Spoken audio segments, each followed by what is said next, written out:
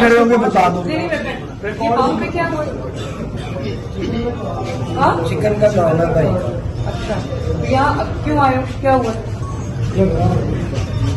क्या नाम है आपका? हमारा भी पता नहीं है, हमारा इतना टेस्ट नहीं है, हमें पता नहीं है।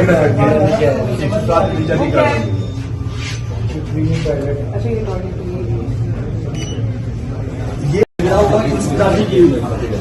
टॉयलेट खड़े होंगे बता दो। ये पाँव पे क्या हुआ? हाँ? चिकन का खाना भाई। अच्छा, तो यहाँ क्यों आए हो? क्या हुआ? क्या नाम है आपका? हमारा भी पता नहीं है, हमारा इतना टेस्ट नहीं है, हमें पता नहीं है। वो क्या है? अच्छा, ये टॉयलेट ये